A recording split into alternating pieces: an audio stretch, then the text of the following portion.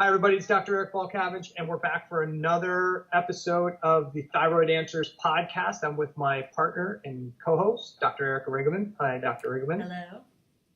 So we are back for our fifth episode, and today we're going to talk about one of those things that, or a topic that a lot of people have questions regarding, and that is when you get diagnosed as having a hypothyroid condition. Somebody actually says, yes, your TSH is high, your T4 is low, you have hypothyroidism.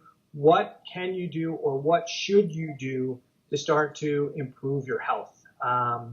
So we'll try to keep this one to about 30 minutes, but we're going to touch on about 3 or 4 big categories and hopefully leave you with some things that you can do almost right away to start improving your health and your well-being and start working towards solving your hypothyroid problems. Okay? Absolutely. And I think that these tips are going to be something that whether you're on thyroid medication or they've hinted that you've got a thyroid problem or maybe they're just watching it, I think these tips are going to be for anyone across the board who may be experiencing just thyroid symptoms or if they actually have been diagnosed. I think you'll be able to take some of these tips and be able to run with them either way. Yeah, no doubt about it.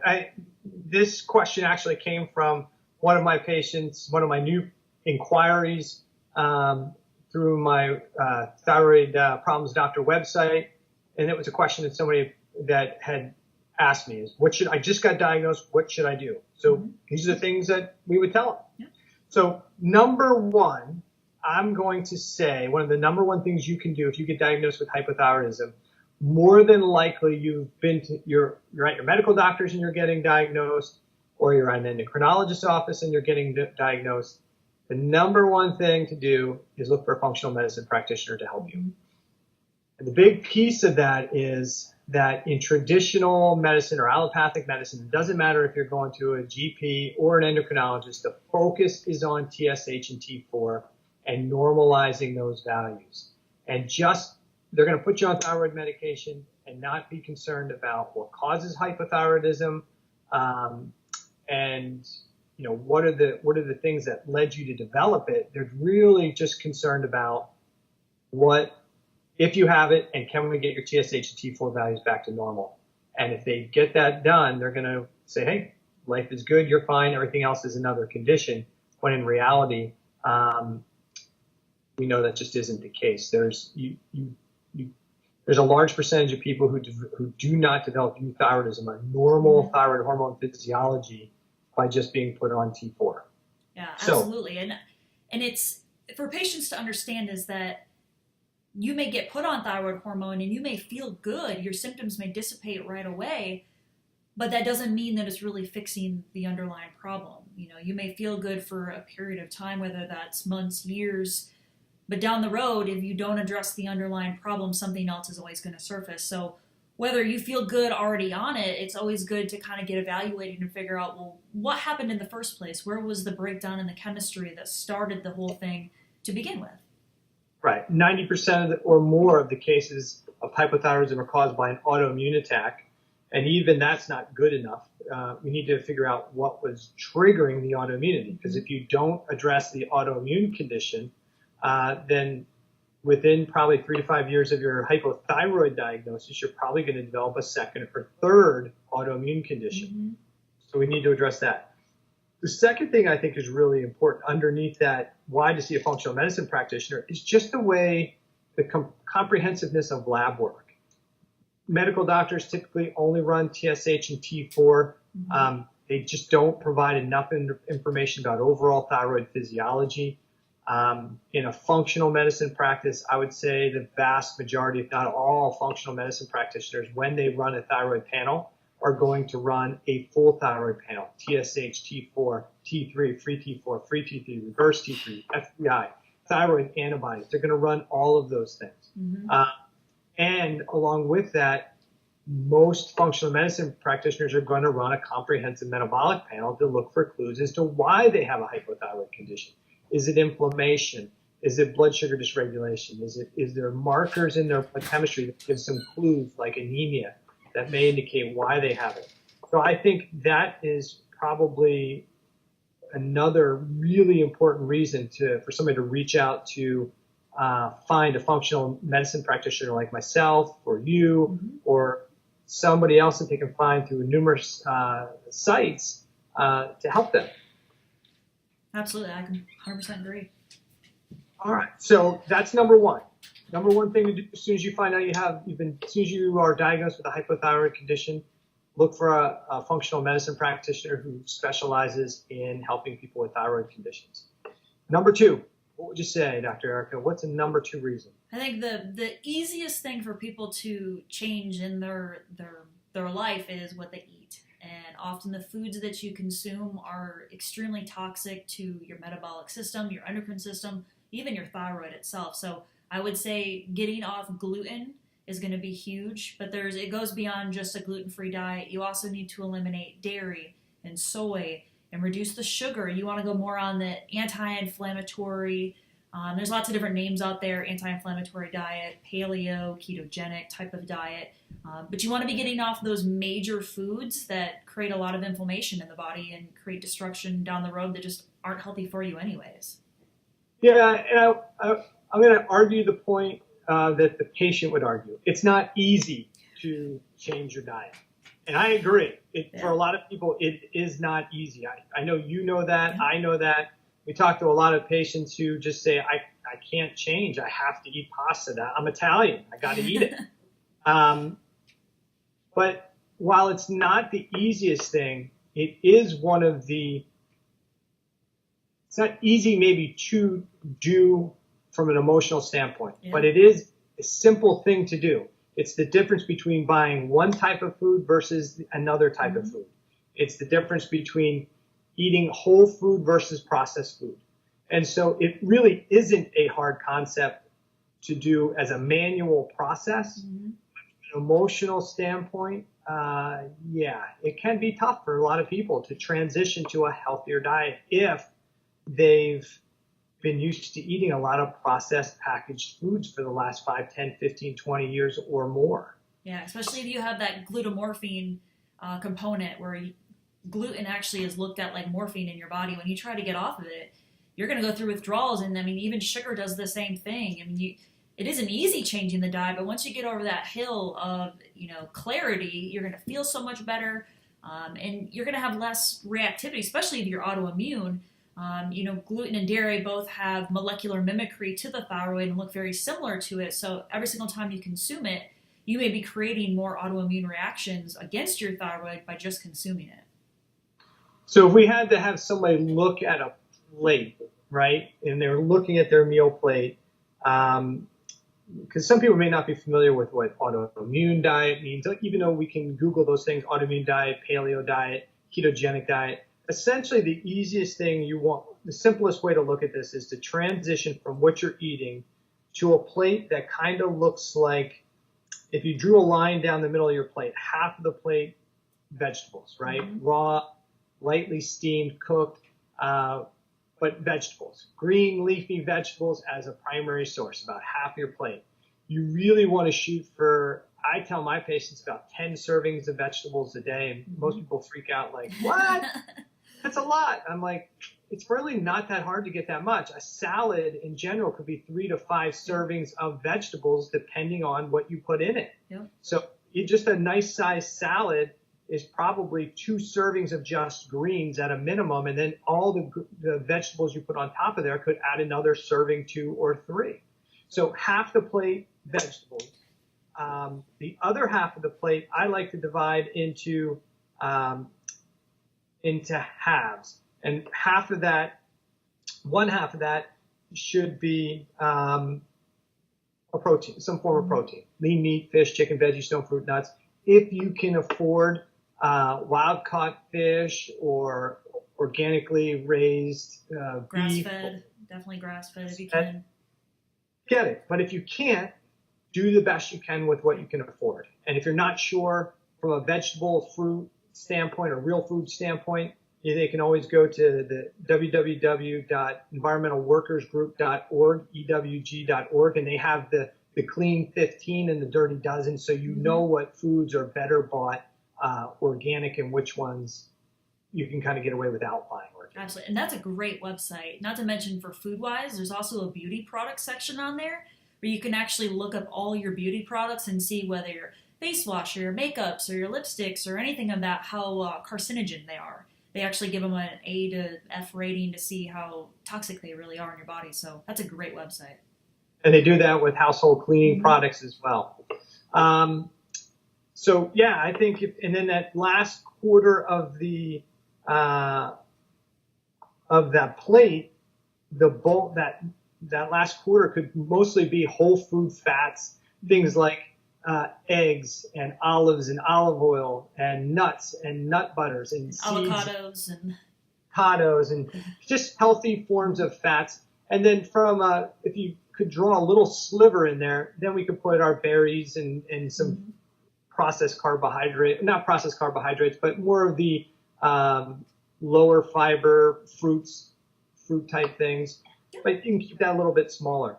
If you can transition, if somebody who's diagnosed with hypothyroidism can transition from the standard American diet, which is primarily a lot of processed food today, to a diet that's more whole food, real food, and their plate kind of looks like that, that's really the direction they want to head. Would you agree? I 100% agree. And most patients, when I initially do a consultation with them, I mention that stuff. And usually between the time I do the consultation and the next visit, without me even telling them to reduce that, they already have reduced it and they're already feeling better without even that recommendation. So that's easy stuff that you can make the modifications. It's just getting over that emotional, attachment to food. Yeah, and I find it really is an emotional thing more than it is a physical thing. There's people say, well, eating healthy is hard. Well, not really. You just pick different foods, right? Just choose to buy something different. But there is that emotional connection with food that people just don't want to give up their cereal in the morning. Even though it has very little, if any, nutritional value, whether it's big media brainwashing or just it's a comfort, people want to have their cereal for breakfast and think, oh my gosh, how am I going to give this up? You'll give it up easy, but if you can put something else that's healthy and nutrition in its place, right? Absolutely. So definitely find a functional medicine practitioner is step one. Step two, start cleaning up your diet, right? Yep. And eat more of that whole food, real food diet. What would you say is the third thing that somebody could do to almost right away? Lifestyle. There's so many different things, aspects of lifestyle that you could modify on your own. Stress level, that's a big one. Reducing stressors in your life, the emotional stressors.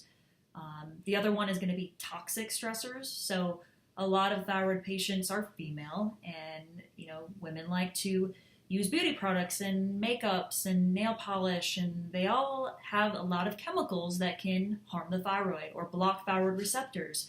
So, using that website we just talked about, looking at what beauty products you're using, and you don't have to go out and throw everything away that you have now, but as you run out of it, maybe replace it with something a little bit better. That over time could be a little bit cost, effective for you. So just looking at, the stuff that you use, and a lot of the beauty products are filled with estrogen type products that, mess with your estrogens that then can impact your thyroid downstream. So looking at those toxic stuff is, I think, big. Yeah, I think you're exactly right. I think we look at habits in our environment, see what's going on around us that we can change. We know that since 90% or more of the hypothyroid cases are autoimmune, and autoimmunity is typically driven by some excessive stress or chronic stress triggers, start looking at your life, look at your habits, look at your activities, look at the things you do on a daily basis that may be creating excessive amounts of stress in your life that may have triggered the autoimmunity. In some situations, it's an acute stressor that triggers the autoimmune response, and people know it. They go, I had a car accident, and ever since the car accident, I haven't been the same.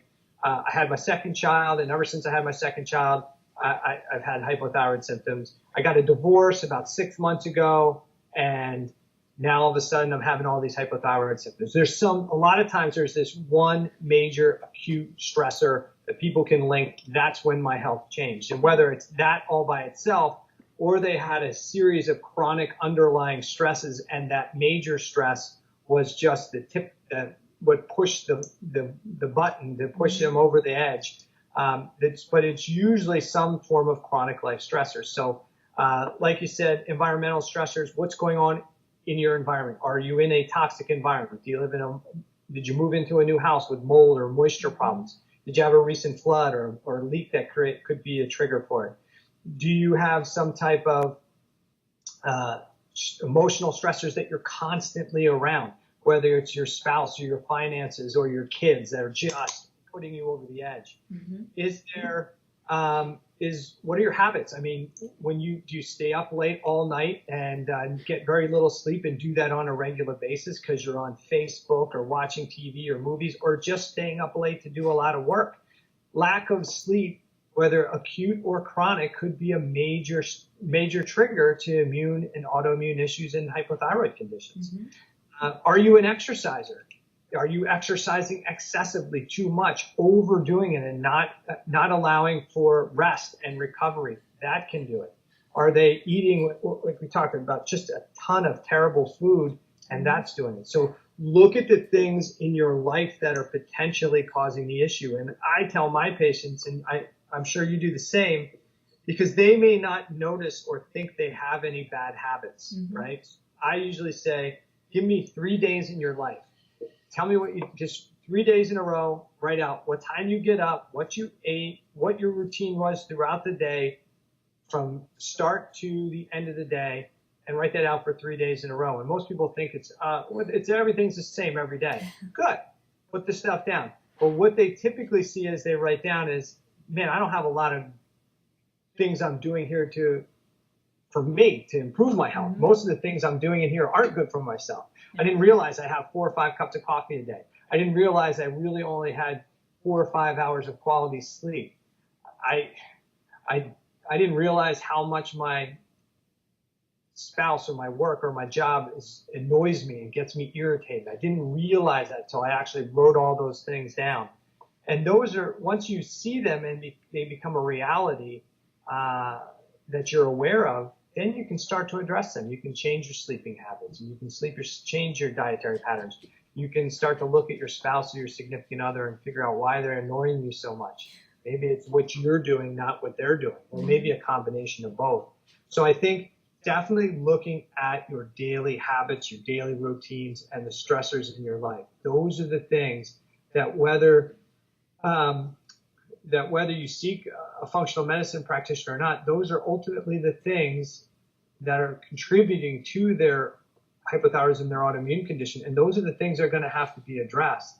So it makes our life a little easier when we have somebody who's educated. They've said, okay, look, I've already done this, this, and this. I feel a bit better. I still have some challenges. Then we can get kind of right to work fine-tuning some of what's wrong. In a lot of cases, people are coming to us and they don't know that these are things that they should be looking at and doing, and they're things they could do without our help.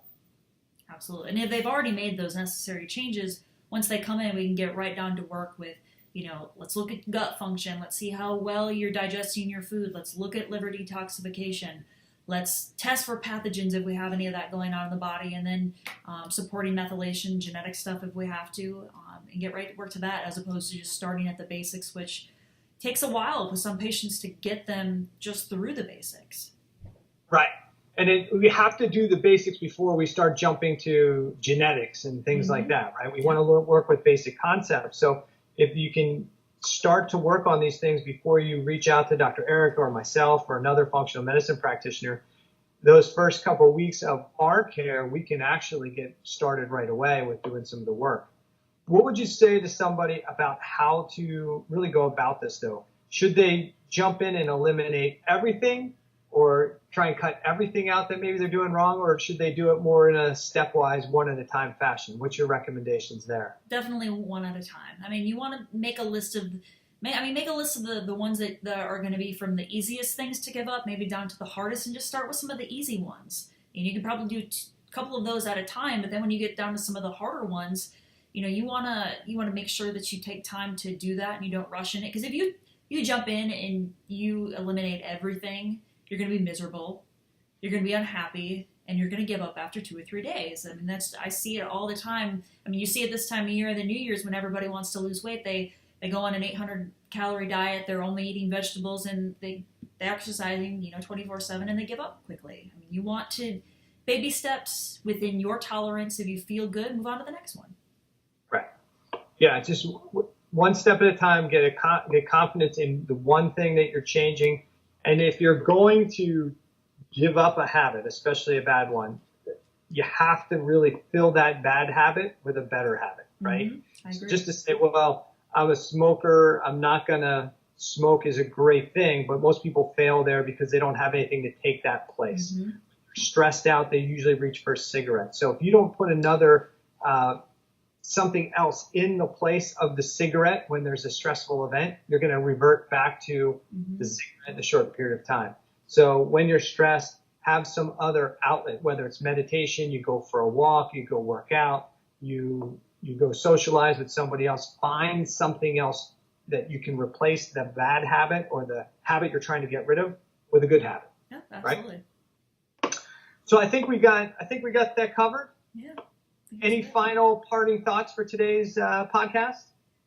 I mean, just don't wait till it's too late. I mean, that's a big key. I mean, I see it where somebody's hypothyroid for, 20, 30 years and they did great. And then all of a sudden they hit menopause and it's just, everything goes downhill. But if the real problem would have been addressed back when they got diagnosed, it would have been a lot easier to guide them down that path to optimal wellness, as opposed to them spiraling down to have everything wrong in their body. And it's being proactive about your life. Don't wait till it's, out of control. So I think that brings up a point we can talk about real quick is, somebody's going to get diagnosed with hypothyroidism. They're going to get Synthroid, levothyroxine. They're going to feel better because if they weren't making thyroid hormone previously, giving them some thyroid hormone is definitely going to be beneficial. But the point you made that they could go 5, 10, 15, 20 years and feel okay, and then all of a sudden they hit menopause, and all of a sudden now everything is just a mess, and they can't seem to get their thyroid physiology under control.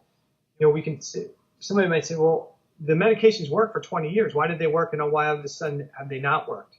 I think that comes down to a couple points. One, they still probably had an autoimmune condition. Mm-hmm. The medication was supporting them with enough thyroid hormone to get by. They may have felt better, but they may not have been well with the thyroid hormone medication. And then they added another level of stress to their system. And so chronic stress with another stressor in menopause and the big change in physiology around hormones is a major stressor for a lot of people. That was the match or the spark that triggered this bigger immune response. And I see that, and I'm sure that's what you're referring to when you're saying, hey, you may do good for 10, 15, 20 years, and you can. We both have had patients, but that doesn't mean that you don't still have an underlying immune process going on that's creating damage to tissues. And because it's a slow, progressive process, a person may not realize that they don't feel as well as they could. They don't know what good feels like anymore because they live it day in, day out. But as you know, once they come to somebody like you or I, and we start to make small life changes like, hey, why don't we clean up the diet? Why don't we work on this stressor or that stressor? They are amazed at how much better they can feel in a short period of time. Mm-hmm. And a lot of those people are like, why didn't I do this sooner? Well, because you weren't feeling bad enough to take action. You look at your friends, you look at your family, everybody around your age is having similar symptoms, so you can assume that this is normal. It's not normal. Most people just aren't aware of how good can be until somebody starts working with them to improve their function. Absolutely. So let's wrap this one up, and we'll let everybody come back, listen to it, and put any questions that they have regarding this podcast under wherever they're watching this at. Mm-hmm. I'm always available at www.chronicconditionrecoverycenter.com and www.thyroidproblemsdoctor.com. Those are both of my websites that you can reach me at. I'm available on Twitter at Dr. Balcavage and Facebook at chronicconditionrecoverycenter.com. So you can always find me there if you have questions. Reach out to me via email or messaging on any one of those sites. And Dr. Erica, you can be found at brainandbodyhealthcenter.com. You can find us on Facebook at brainandbodyhealthcenter.com, and you can find me on Instagram and Twitter at Dr. Evan and Erica. And again, just like with him, if you find me on that medium, don't hesitate to, make a comment, ask questions. We're here to help. We want to thank you for listening and share it with people that, may want to hear this, or somebody who's just interested in learning more about thyroid. Excellent. So another good podcast in the books. We'll do this again next week. Absolutely. Take care. Yeah, you too.